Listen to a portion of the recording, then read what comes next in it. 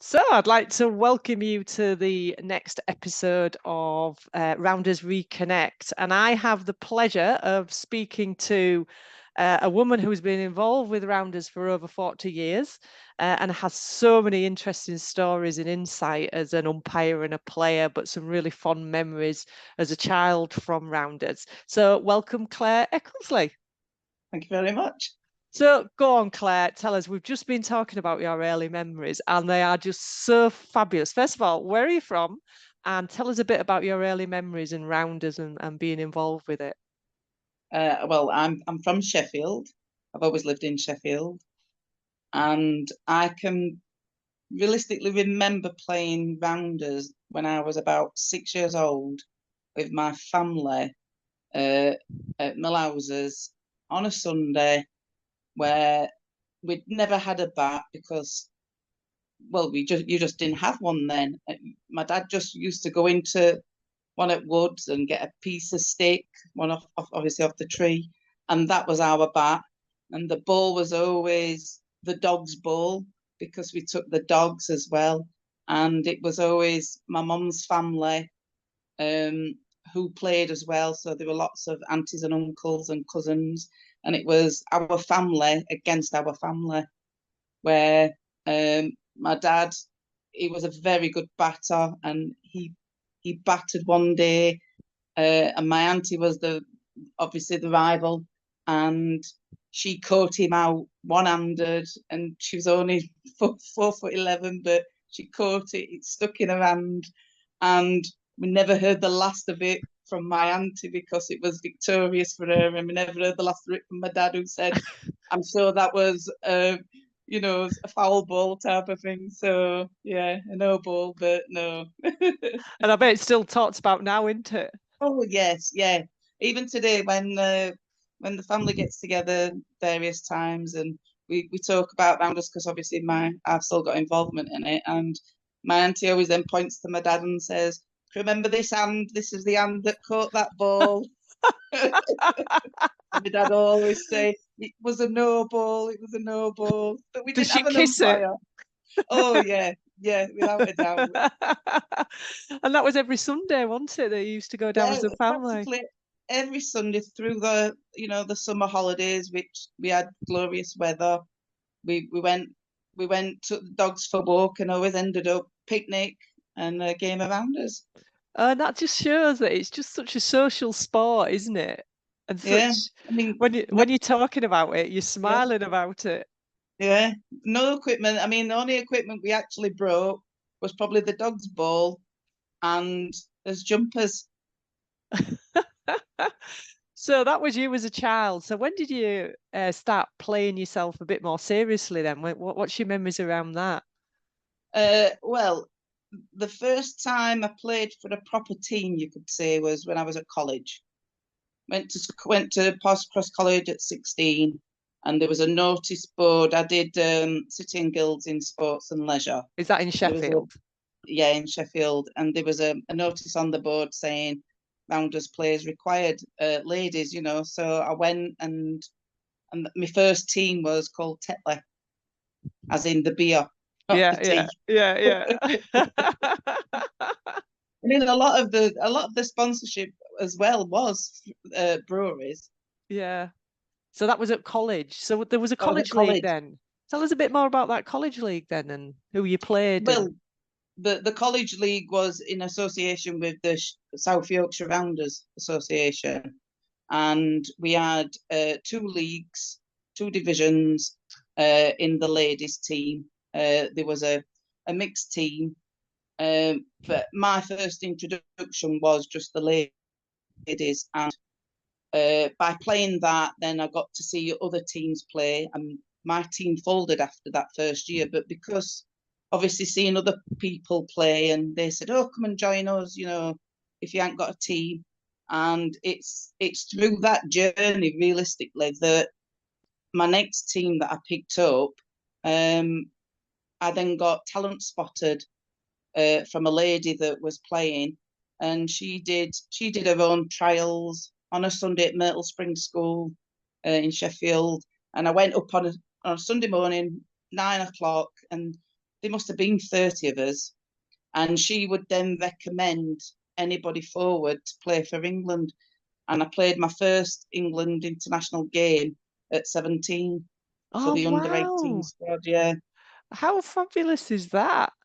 yeah, So you were talent spotted. You went to training and then you got selected for England. yeah, yeah. Wow. So who did you play then, and what was it like playing for England? And So, well, as main rivals always been the Welsh team, and it was back then, and there's still quite a few of the same players who play now.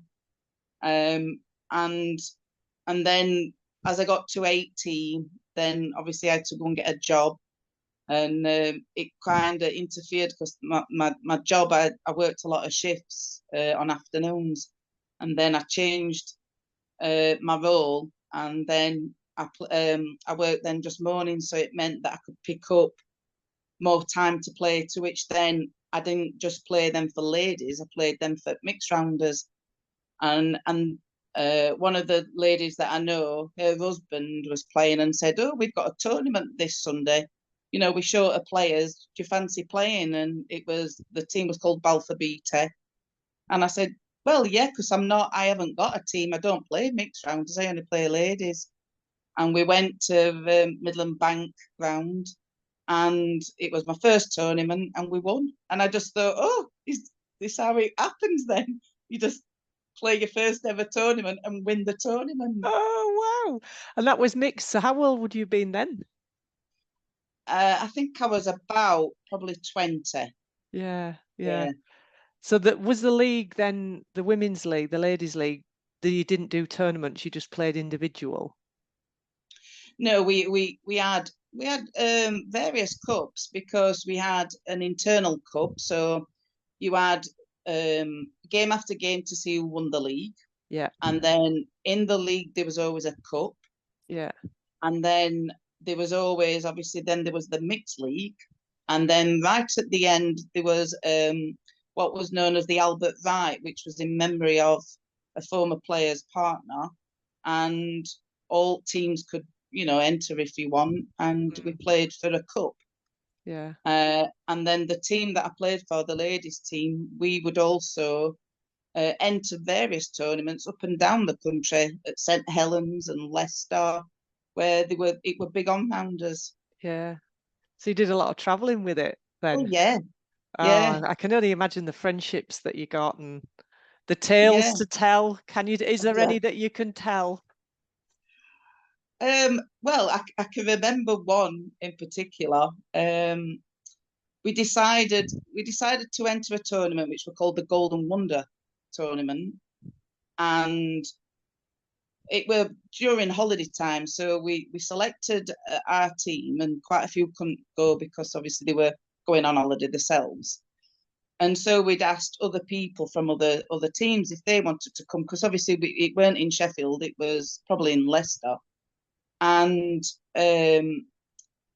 three other people said, yeah, we'll make up your team. So we went with the bare minimum of 9, went to the car park to obviously all collect and then go in a couple of cars. And we ended up, there was only 6 of us. You need 9 for a team. And we paid for this tournament. Oh, And we said, well, what we're going to do? We've only got 6. So we said, well, it'd be stupid not to go. At least go because it could be a day out. And we were called Sheffield Sloggers. I always remember that because obviously we weren't our team. yeah, And when we went, it was on 2 different fields, and our field there was probably about 4 or 5 teams in our pool, and we ended up winning our pool and said like, right, we'll go through to the final. And when we came to the final, the other team obviously hadn't seen us because they'd been on the other field.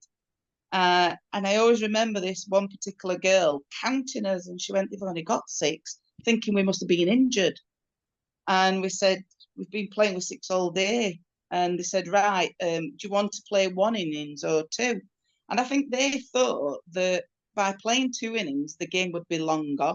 mm, And we were like, Yeah, we'll play too because we love rounders, and so we ended up that we won the tournament With 6 players. with Wow. 6 players. Yeah, we had and if you can imagine that you have obviously a bowler, backstop, and first post, so that's your three, and Mm. then the rest is in the field. Well, we only had three in the field because Yeah, we went with the bowler, backstop, first post, yeah, and yeah. the idea was, um, we were, I mean, we were quite fortunate that we had quite a few bowlers. So we said I think it was a 30 ball innings, and we said, right, the first 15, we'll see how we go, and if we're not any closer to getting them out, then we'll put another person in the field, which would only still make four. But we practically got most of them either out or they never got past, first post. Wow, is that was because of the bowler? Well, we'd got a very good team. Yeah, The yeah, bowler bowled them, so they missed the ball. The yeah, backstop threw it, so they either got out at yeah, first, yeah, or if they did hit it, then the fielders got it back to second, which meant they stayed at first. yeah, yeah. So either way, they didn't score. Wow. So were many of those in that team then in the talent pathway then? Had they played for England? Or they were This just were good well players? before.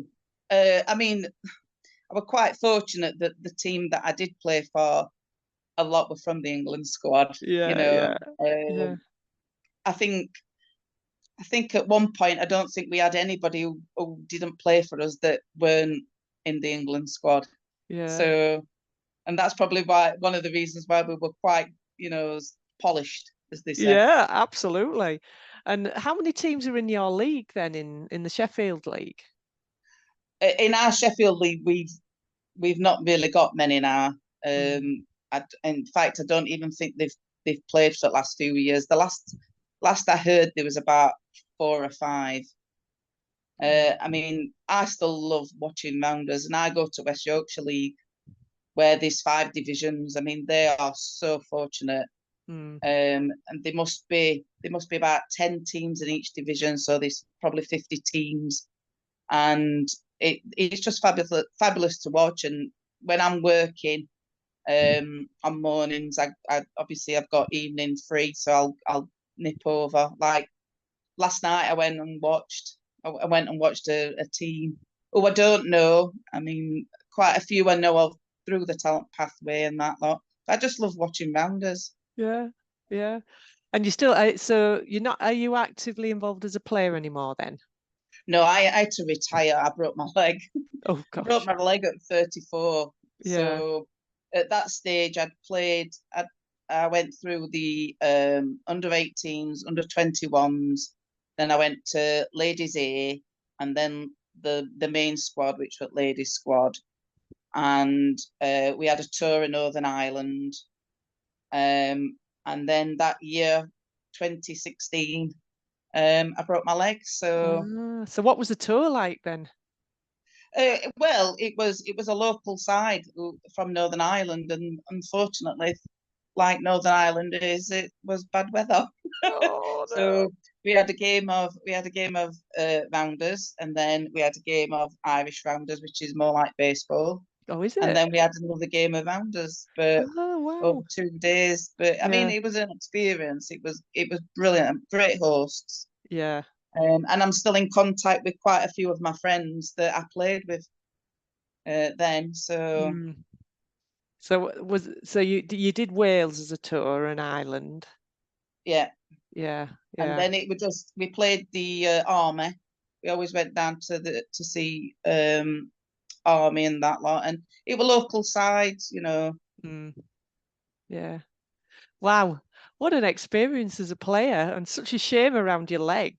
So No, did that stop you? So when did you actually start umpiring then? Tell us a bit more about your umpiring career because I think you've been really involved in that for a long time, haven't you?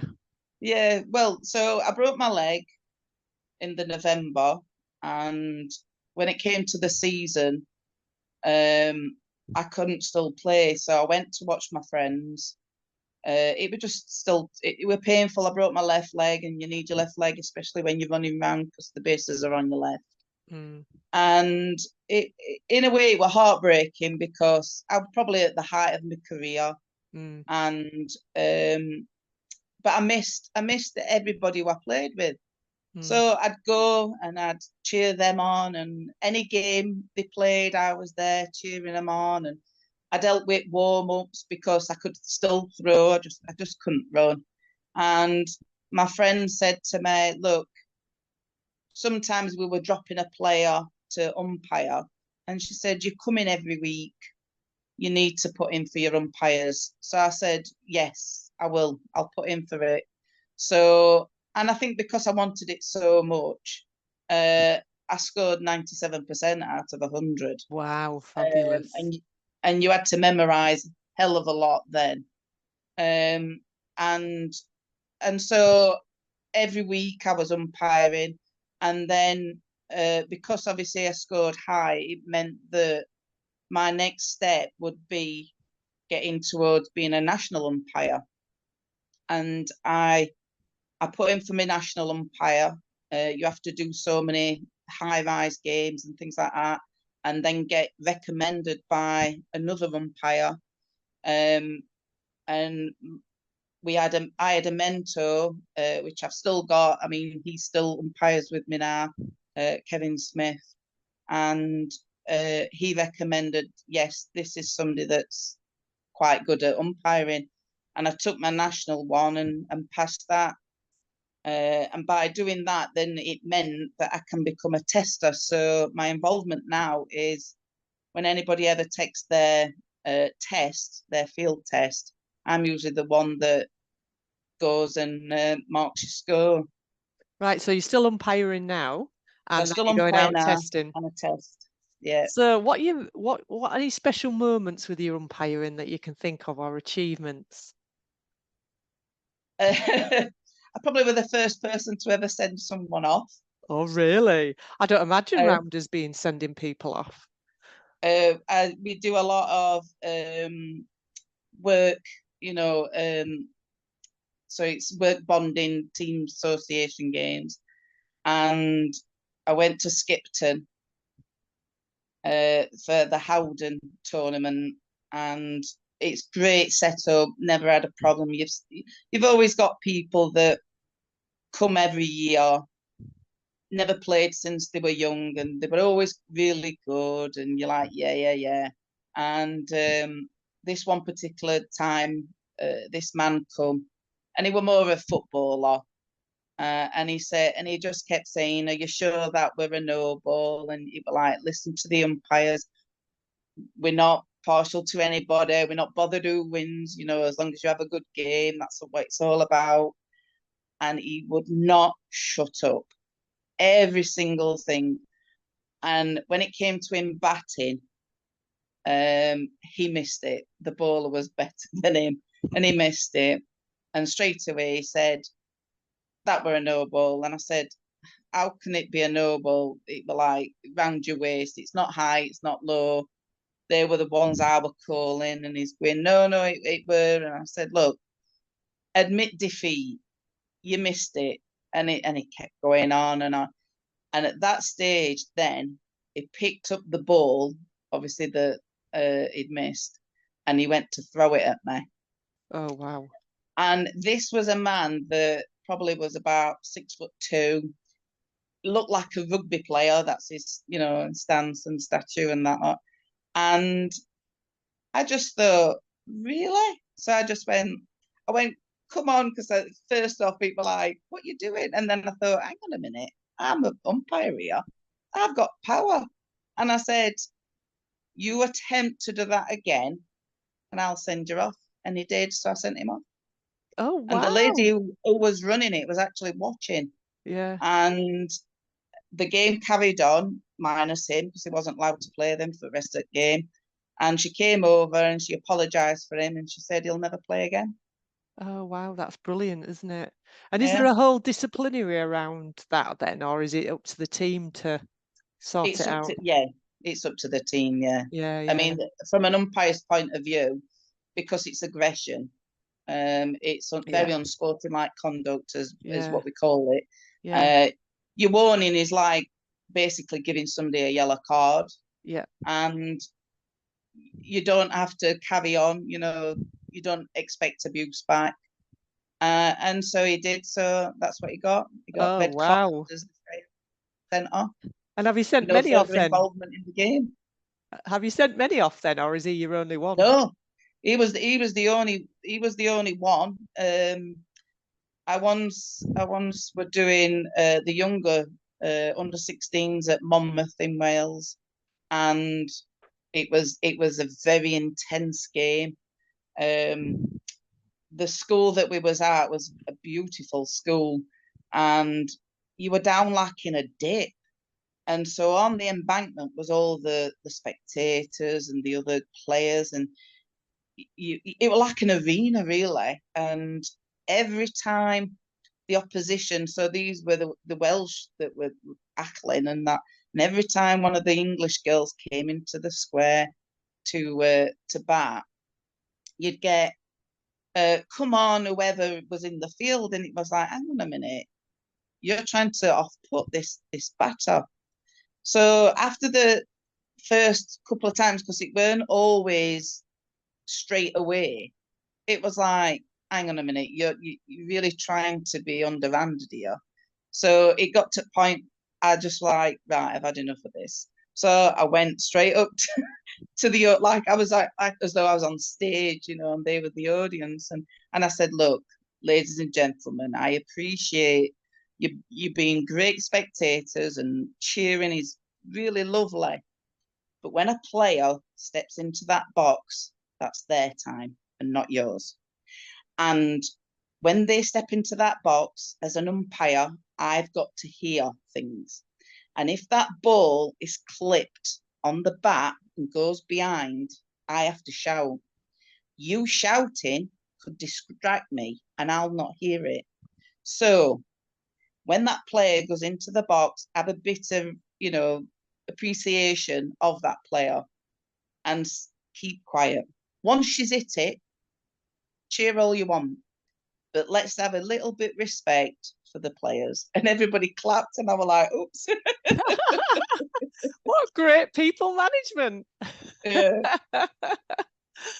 Oh dear, I can imagine, because I mean, the press that sort of football and rugby gets around sort of abuse to officials.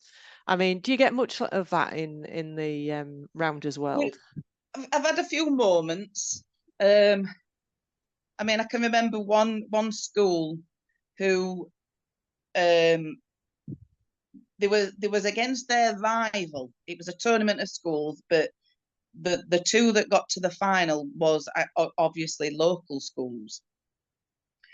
And this one particular player probably was their best batter. And she'd hit the ball, got to second, and scored. And then the next player in was the last incoming. And the idea, they knew that this other player who was on second, they had to get her out, if anyone. And so they decided to be a bit underhanded, and they bowled the ball, but on the wrong side of her. Now, I don't mean very close to her, I mean far away from her, to the point where it's not even directed at her. And the idea was the bowler then obviously bowled it to the backstop, who then threw it straight to third, where the sweeper, or inner, as you might call it, was then running to third to then stump the girl out. And they were all cheering, and the teacher was cheering and saying, yes, that's what we've practiced and things like that. And I had to burst the bubble and say, it's a void ball, because that's unsporting-like. Yeah. You have intentionally not played the ball to the batter. You've gone actually for the runner, and you can't do that. And how did they react to that? Well, I mean, the teacher was the worst one. The kids just looked at the teacher saying, but miss, you've kind of taught us this, and we can do this, can't we, miss, and all this, that. And I had to say, I'm sorry, but you're wrong. no, you can't do that. This is not baseball. That's what you would do for baseball on loaded bases. We're not playing baseball, we're playing rounders. Yeah. And so we reset it, and the girl that was the last incoming batter actually hit it far. And so that girl wasn't, expected to score, scored. Fabulous. Oh dear. Oh wow. You have to have such mettle, don't you, around officiating, and umpiring, because you need to know the laws inside out, don't you? Is it Yes. rules or laws? Rules, yeah. Rules. You need to know those rules, but also you need to be able to work out who's edging towards breaking them, don't you? Yes. Yes. Everything is, as they always say, is in black and white. But all black and white soon become grey. Mm. So what you tend to do is, where it says one thing, somebody's interpretation is then grey, and they then and there's always, what's the advantage? So as an umpire, I always say to up and coming umpires, it's like, if you are penalising someone from running round, so you are obstructing, was it intentionally? And the answer is yes, because you're trying to stop them. So there is a rule that says, if you do that, you will get half a rounder awarded for an obstruction. Mm. And it's always like, when there's a backward hit, as an umpire, you can never shout the ball's gone forward, because if you shout the ball's gone forward, who are you targeting it at? Well, it's realistically, it's the fielding side. Yeah. Now, we can't say anything. That's up to your teammates to tell you if the ball's gone forward. Mm. So, there is rules, and the umpires are the ones to keep the peace, to Yeah. make sure that nobody's gaining an advantage over someone else through a fault. And it sounds like on the whole you're really respected. Well, I think so, yeah. I mean, I've been doing it quite a few years now. I Yeah. stopped my first one 2018. So Yeah. Wow. That's brilliant. So when you sort of look at, I was thinking, was it 2018 or 2008? Things seem to fly. No, I think it was 2008. oh Yeah, wow, 2008 that's I even started. more, Yeah, isn't it? yeah. Yeah. 2018 is only, 6 years ago. Yeah, 2008 I started. That's right. Because I broke my leg 2006, not 2016. Yeah. Mm. Every day it's same, isn't Oh, it? it begins to merge, doesn't it? Particularly as we Yeah. get older. So what's your proudest moment then? What's your proudest achievement, do you think? I Or is think there a first time few? I ever played for England. Yeah. I mean, we played at, against Wales in a stadium, which were quite a big stadium when I think back on it. And it was, there was three. We had the under 16s. No, sorry, the under 18s, the under 21s, and the adult squad. And it was at that stage, seeing other people older than me, because obviously I was under 18, and thinking how fabulous they were. And the games for the under 21, so I would just realistically coming up to that age thinking, oh yeah, I think I can get in that squad. But then seeing the adults and thinking, I've got a long way to come here. I need to really practice. Yeah. Yeah. So that's you as a player. How about as an umpire?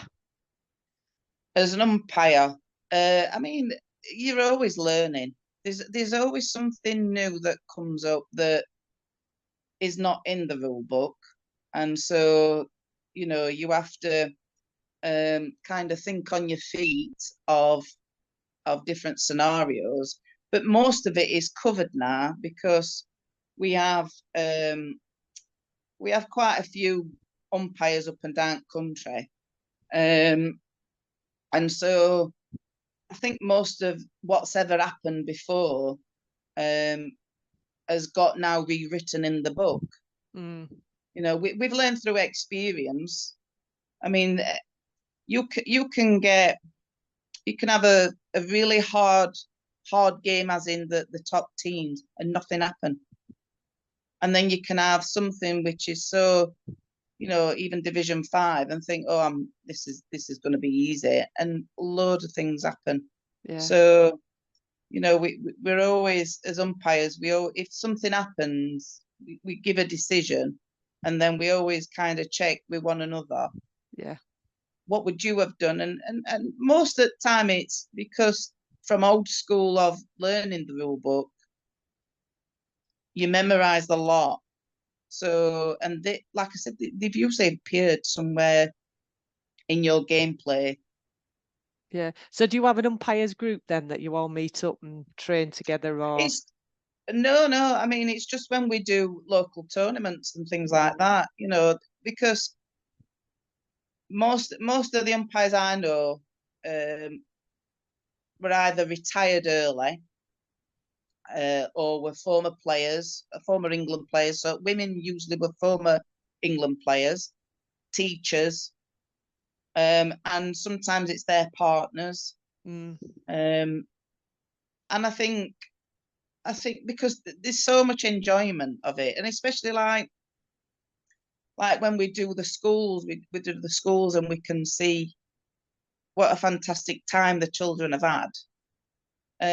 And we want it to be done fair, because a lot of times, like, I've been to tournaments where there might only be a handful of people that knew the rules, and you always get, well, I'm a teacher and things like that, but most teachers, unfortunately, play an advantage to their own school. You know, so we try to, right, let's put proper umpires in that who aren't bothered who wins, as long as it's fair play. Yeah. So do you coordinate umpires going in then? No. I mean, Rounders England, Rachel will message quite a few of us. Yeah. Coleman. Like I said, I mean, my mentor, he still umpires now. Yeah. I imagine you can. I imagine you can go into older it, because you don't have to move around too much. Obviously, you need to get out of the way of the ball, don't you? Have to move. But as in, I mean, not like a rugby and football referee. You sort of, and cricket, I suppose it's a bit like cricket, isn't it? That sort of movement. I mean, we're not as stationary as cricket, because as a batters umpire, you've got to move to see fourth post. Yeah. You know, and as a bowler's umpire, you've got not as much movement, but you've still got to be round that corner, seeing third post, and even if need be, see fourth post. Yeah. I mean, I could probably do, if I did a full match where it's not limited balls, I might do up to 10,000 steps. Oh, wow. Oh, well, I apologize for my presumption that you're not moving around. But it's just a great vacation, isn't it? A great community to be involved with. And your love of the sport, it gets you up. So how many games do you still do a week then? I don't do as many now, only because I haven't got a local side. I mean, I'm supposed to be umpiring tonight for a workshop team, and the workshop team that I'm umpiring for, former player that I played when I played in, you know, for England. But I generally, it's more with Rounders England now when they're putting on their tournaments. I might average probably 10 games in a day. Wow. You know? So we'll do knockout stages, and then there's quarterfinals and semi-finals and finals. Yeah. So it just depends on how many people are you know, how many teams are playing, to how many games I'll have to umpire. Yeah. I mean, they're never realistically 2 innings. They're usually only one. So that's why there's so many games. That's why there could be at least 10. Yeah. But if you compared it to a full match, a proper match of 2 innings, I'd probably do the equivalent of 2.5 games Yeah. in one day. So, Yeah. Oh, wow. That's brilliant. So when you sort of reflect on what you've achieved in Rounders, how does that make you feel? well, I think when I started off, I mean, like I said, when I broke my leg, I don't think, because I playing badminton for a team, and that's how I broke my leg. So I've always been in a team-based sport. So during summer it was always rounders, during winter it was badminton. And when I broke my leg, I just thought, well, what am I going to do? There's nothing I can do. I can't do anything. I could still play badminton. Badminton weren't a problem. I mean, I weren't as good as in fitness wise, but I could build that up. Mm. But my rounders, it proper, like, I mean, we talk about mental health now a lot, but and I think if I hadn't have gone through what I'd gone through, and my friend saying you're still part of our team, Mm. um, I can't say what I would have done, because I'd have had to have found another sport, another hobby, because that's all. I mean, even my family now will say that's, if you say me, that's all you ever say is plays rounders. And I still say plays rounders because an umpire is part of the game. Absolutely. So we're also another part of the team. There's 3 teams to a rounders games, your umpires and your 2 teams that are playing. So I can honestly say, like, I don't know what I'd do without my rounders involvement. So I think my biggest achievement was that my career was still able to carry on. Mm. And I mean, I got as high as I could realistically for rounders because I played for the main squad. And I've got as high as I can now for umpiring because I can test people. So I've got as high as I can. And I mean, I was nominated for being a lifetime achiever on rounders. So I'm a life member. And that was a great, honour as well, that somebody recognised that what I was doing was, not for my own gain, as in a sense, but to still make sure rounders was being taught and correctly played in wherever I were. So Mm. I think both, flip of the coin realistically on both sides. Yeah. Oh, Claire, it's been an absolute pleasure. Is there anything you haven't mentioned that you think, oh, I don't want you to leave here today and think, oh, I wish I'd spoken about that? I mean, I just wish that more people would play in my area for a start. Mm. I think we just need from the rounders community, we just need someone who's be a reality star, or A star, B star, whatever, that said they played rounders for our sport to be re-highlighted again, and people to actually, because when you speak to anybody, um, what sport do you play in? Play rounders. Oh, I used to play it. Everybody always used to play it, Yeah. and everybody always, like, probably the number one position is always a bowler. But everybody always has fond memories of playing rounders, and I just wish that, like I said, somebody who's got something about them in the on the platform of being famous could highlight that we need more teams and leagues around us again, Yeah, yeah, and absolutely. And how bring us on. important it is for Yeah, community, for mental yeah, health, for the whole things that you've mentioned today. yeah. I mean, it's family based. You can fetch your children, who then, as they grow up, then play. There's girls playing with mums in the mixed leagues. There's dads and sons. It's for everyone. It is for everyone. And it's You so don't need inclusive. equipment to begin with. And that takes us right back to the start of your dad with his stick from Yeah, the tree and the dog's it is. ball. Yeah, Claire, it's been an absolute pleasure. Thank you very much. you're welcome.